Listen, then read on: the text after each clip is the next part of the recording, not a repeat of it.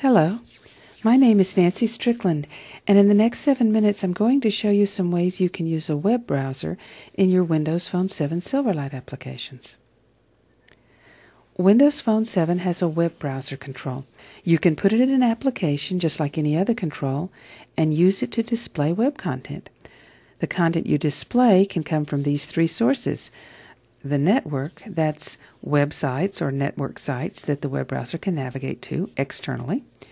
And then locally stored files means files that you store locally on the phone and then display in the browser. And then code refers to content that's generated dynamically in the application code. The main methods you'll use with the web browser are navigate and navigate to string. The navigate method takes a URI as an argument and then navigates to that URI. It also has an overload that accepts arguments of post data and additional headers. The navigate to string method takes a string of HTML as an argument and then renders it in the browser.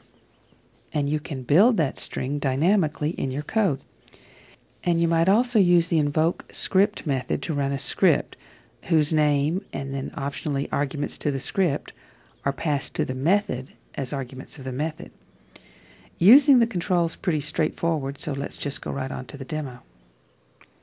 I'm going to start a new Silverlight phone application using this template that I got by doing the installation that's explained in the Getting Started video that's part of this same series.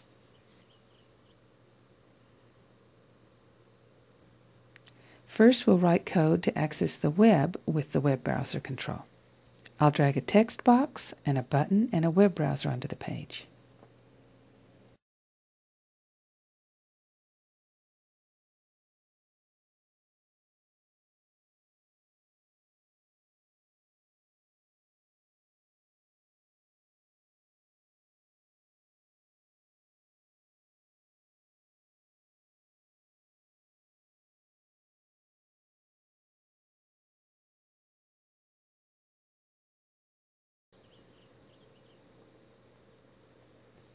I'm going to set the content property of the button to go.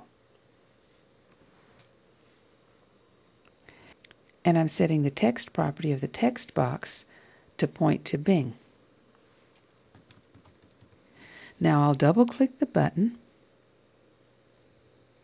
and in the click handler I'll use the navigate method to go to the address that's in the text box.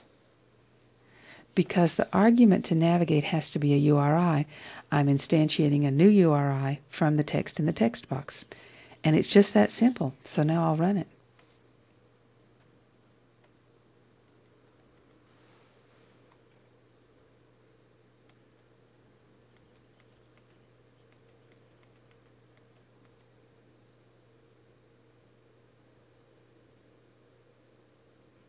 There's the app, so I'll just click Go. And there it goes. I'm going to make it a little larger so you can see it better. You might notice that this is a different version of Bing from the one that you'll get if you're using a PC. This version is simpler and larger, so it's easy to use on a phone. And because this is a text box here, if the user clicks it, the keyboard slides up, and then the user can type in another URL and click Go to go there. Now we'll use the browser to access content that's generated by the app. We'll create a little web page in code and display it in the browser. I need to minimize this and stop debugging,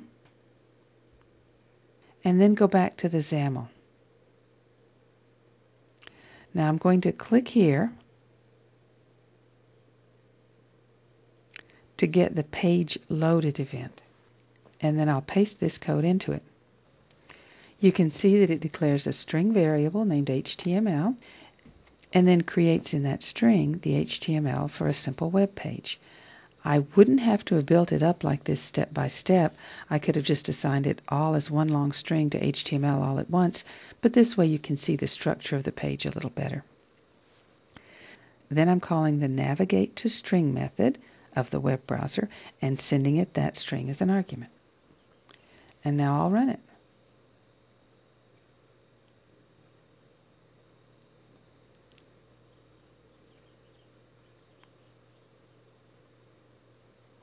there you go.